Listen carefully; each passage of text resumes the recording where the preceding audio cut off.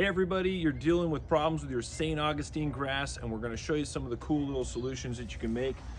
Here you can see there's a lot of weeds, there's bare spots in the soil, and that's not what you want in your yard. This yard needs a lot of work, but I'm going to use this as a place to demonstrate some of the things you can do to fix some of the problems that people have. So this, as you can see right here, here's your St. Augustine grass.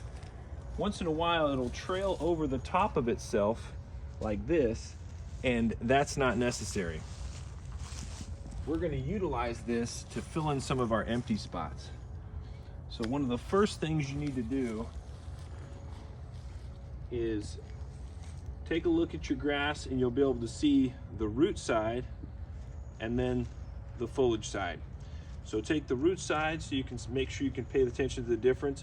You're going to look for some places where you have 2-inch sections, and clean your tools first. So I already cleaned this one, I think, but just in case, I'm going to clean it real quick. So I've got an antibacterial wipe.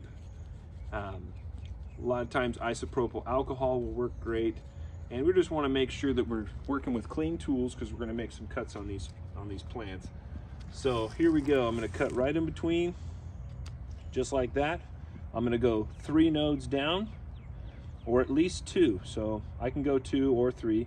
I'm going to go 3. Cut it in half again. Pick a spot, rough it up a little bit because I want direct soil contact. I'm going to stick one side of that post that I just made in. I'm going to bend it over, and I'm going to stick another side of the post in. And when I stick those in, I'm going to put direct soil contact against those 2 ends where those roots are, and then that's going to get started. So for the first few weeks after you do this, you don't want to mow your lawn. You want to make sure that you leave these for just a little while. But here I've made another one. This one doesn't have quite the distance that I'm looking for, but I'm going to poke it in, turn it, poke it again. So I'm going to go over this a couple times to make sure that you can see how it's done. And then once you get that soil contact, that's a good start. So I've got a node here, a node here, and I'm going to go just a few inches over from the last one I did, poke it in, and poke it in.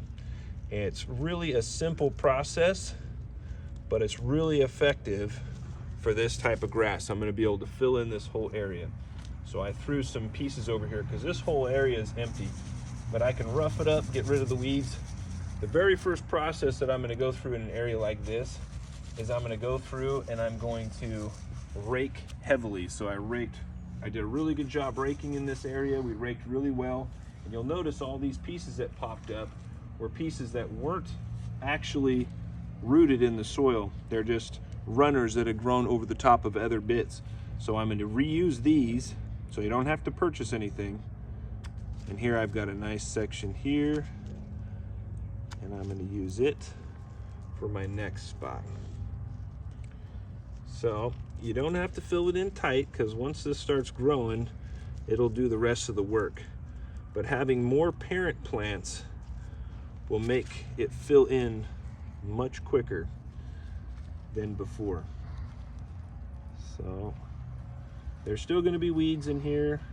There's a lot of work to do in this soil, but for now, we're going to get some of this to take root and fill in some of these areas.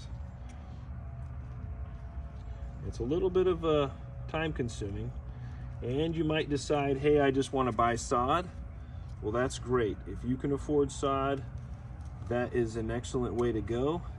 But this is for people that may not have the money for sod, or maybe you have a lot of these runners that I'm showing you and you want to make use of them.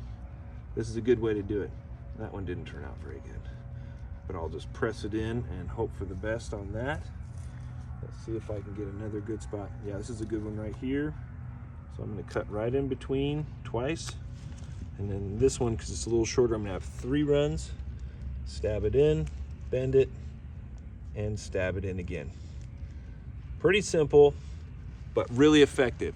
So if you're dealing with some of the spots like this, try this out. And now as soon as I'm done, I'm going to cover it with a fine compost just to give it a little hit of nutrition and make it to where it's going to be more likely to take root.